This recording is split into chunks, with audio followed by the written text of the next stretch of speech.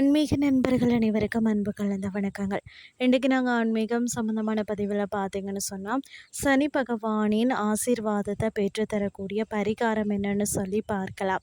ஆன்மீக ரீதியாக, ஜோதிட ரீதியாக நவக்கிரகங்களின் ஆதரவில் தான் நம்மளுடைய வாழ்க்கையில் நல்லது கெட்டதெல்லாம் நடக்கிறது. இந்த நவக்கிரகங்களில் முதல் முக்கிய கிரமமாக சொல்லப்படுவது தான் சனி பகவான். ஒரு மனிதனுடைய வாழ்க்கையில் நல்லது கெட்டது நடக்கிறதுக்கு இவரும் ஒரு காரணமாக இருக்கிறாருன்னு சொல்லலாம். சனி பகவான் என்ற வார்த்தையை சொன்னாலே நம்மளுடைய மனதில் ஒரு பயம் வந்துவிடும். ஏழரை சனி என்ற வார்த்தையை சொன்னாலே நம்மளுடைய மனதில் ஒரு பயம் வந்துவிடும். இப்பேற்பட்ட கிரகமான சனி பகவானை நாம் வசியம் செய்து வைத்து கொள்ளணும். ஏனெண்டா என்ன செய்கிறது, சனி பகவான் நமக்கு நல்லதை மட்டுமே செய்ய வேண்டும். கெட்ட காலத்தில் கூட சனி பகவானால் நமக்கு துன்பம் தந்துவிடக்கூடாது. ஏனெண்டா நம்மளுடைய வீட்டு பூஜை அறையில் எந்த ஒரு பொருளை நம்ம வச்சு தினம் தினம் அந்த பொருளை பார்த்து வணங்க வேண்டும் தெரியுமா? வாங்க பார்க்கலாம். அதாவது சனி பகவானுக்கு இருக்கக்கூடிய இன்னொரு பேர் என்னன்னு சொல்லி பார்த்தீங்கன்னா தர்பாரணீஸ்வரர். தர்ப்பையில் இருந்து இவர் அவதரித்ததால் இவருக்கு தர்பாரணீஸ்வரர் என்ற ஒரு பேர் வந்ததாக புராணங்கள் சொல்கிறது. அப்போது அந்த தர்ப்பை எந்த அளவிற்கு புனிதமானது என்பதை நீங்கள் சிந்தித்து கொள்ளணும். தர்ப்பையை தான் நம்மளுடைய வீட்டு பூஜை அறையில் வைத்து சனி பகவானாக பாவித்து வணங்கணும். 2 அல்லது 3 தர்ப்பை குச்சிகளை எடுத்துக்கொள்ளுங்கள். அதை 2 அல்லது 3 பாகங்களாக மடித்து கொள்ளலாம். ஒரு மஞ்சள் நிற நூலை வச்சு அந்த தர்ப்பை புல்லில் சுற்றி கொள்ளுங்கள்.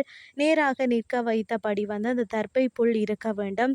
அதை நூலால் சுற்றி அப்படியே பூஜை அறையில் வைத்து விட வேண்டும். இவ்வளவுதான். தினமும் பூஜை அறையில் விளக்கேற்றி வழிபாடு செய்யும் பொழுது அந்த தர்ப்பை புல்லை 2 கைகளால் தொட்டு கண்களில் நம்ம ஒற்றிக்கொள்ளணும். சனி பகவானை வணங்குவது போல நினைத்து தர்ப்பையை வணங்கி கொள்ளணும். சனி பகவானை யாரும் வீட்டில் வச்சு வழிபட மாட்டாங்க. மாறாக இந்த தர்ப்பை புல்லை தான் சனி பகவானாக பாவிச்சு வழிபாடு செய்பவர்களுக்கு வாழ்க்கையில் சனி பகவானால் எந்த ஒரு பிரச்சனையுமே வராது என்பது தான் நம்பிக்கை. வருடத்துக்கு ஒரு முறை பழைய தர்ப்பை புல்லை எடுத்து கால்படாத இடத்துல போட்டு விடலாம். ஓடும் தண்ணீர் இருந்தால் அந்த தண்ணீரில் இந்த தர்ப்பையை விட்டு விடலாம். மீண்டும் புதிய தர்ப்பைக்கு நூல் சுற்றி பூஜை அறையில் வைத்து வழிபாடு செய்ய துவங்கலாம். இந்த தர்ப்பை புல்லுக்கு எதிர்மறை ஆற்றல் நம்மளிடம் நெருங்க விடாமல் தடுக்கும் சக்தியும் இருக்கிறது. தர்ப்பை புல்லை நெய் விளக்கில் பொசுக்கி விடணும். அதில் இருந்து சாம்பல் கிடக்கும். அதில் கொஞ்சமாக நெய் விட்டு அது கலந்து ஒரு மை போல தயார் செய்து ஒரு டப்பாவில் சேமித்து வச்சுக்கொள்ளணும். தினமும் இந்த மையை நெற்றியில் வைத்து கொண்டாலே நம்மளை யாருமே தவறாக பயன்படுத்தி கொள்ள முடியாது.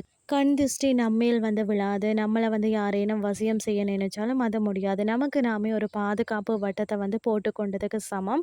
இந்த தர்ப்பை புல் திலகம். தர்ப்பை புல்லுக்கு அதீத மகத்துவம் உண்டு. சரியான முறையில் நீங்கள் மேல் சொன்ன விஷயங்களை நம்பிக்கையோடு பின்பற்றும் பட்சத்தில் நிச்சயமாக உங்களுக்கு நல்லது மட்டுமே நடக்கும் என்ற தகவலையும் கூறிக்கொண்டு இன்றைய ஆன்மீகம் சார்ந்த பதிவை நிறைவு செய்து கொள்கிறேன். இதே மாதிரி மற்றும் ஒரு ஆன்மீகம் சார்ந்த பதிவோடு உங்களை சந்திக்கிறேன். நன்றி.